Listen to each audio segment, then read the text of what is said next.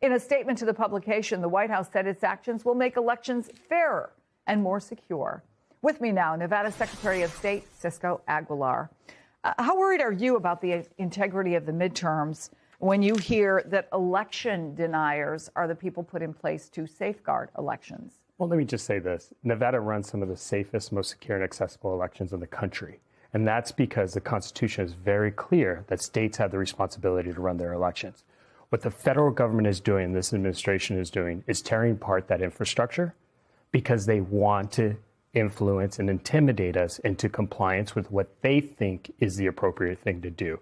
When the founders drafted the Constitution, they were very clear that there had to be a separation of power between the federal government, a single individual, and the states to run these elections because it builds in the internal security of the process. And they're totally trying to rip apart that constitutional framework. So let me ask you specifically about what you're looking at in the upcoming midterms. You and I were talking off camera about immigration.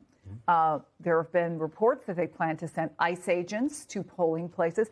Even if they don't do a thing but stand there, is that a problem? The statement has already done the damage because what it's doing is putting fear into people to show up at a polling location and exercise their constitutional fundamental rights.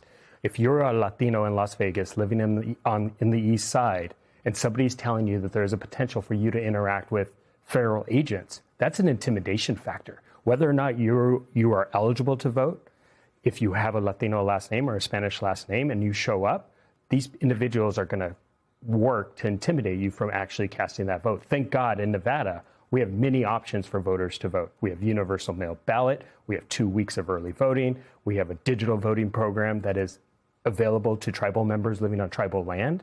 And it's not only just Latinos that are impacted by this, it's tribal members too. And it's unfortunate that we're even having to have this conversation because the goal should be to get as many people to participate. Nevada is a very diverse state when it comes from a geographic perspective, ethnic. Even we are a 24/7 economy. We are a working community.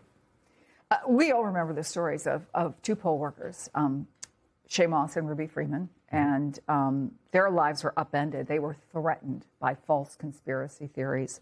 A new survey from the Brennan Center finds that nearly 1 out of every 4 election officials say they are worried about being assaulted at home or at work.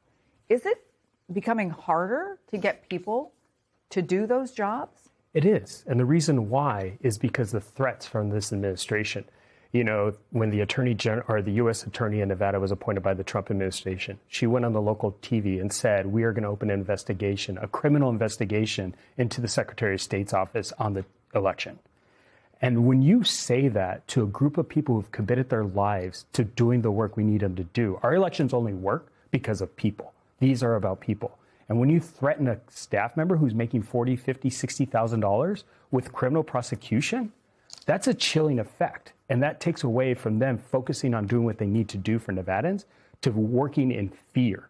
Thankfully, my chief deputy for elections in the Secretary of State's office is a 20-year retired Marine. He fought to protect our freedom, and now he's fighting to protect our freedom by giving people a voice in Nevada. And that commitment and that drive is really what we're doing. However, in 22, when I was on the campaign trail, I heard from people all over the state saying, I used to be a poll worker. I'm not going to do it anymore. It's too dangerous. And it broke my heart to hear that because most poll workers are women. They're our wives, our daughters, our mothers, our grandmothers. So we passed a law in Nevada in 23 to make it a felony to harass or intimidate election workers and poll workers. It passed the legislature unanimously on an expedited effort, and it was immediately signed by our governor. That was bipartisanship, and that was the state running its elections, not the federal government. The federal government is working to tear us down.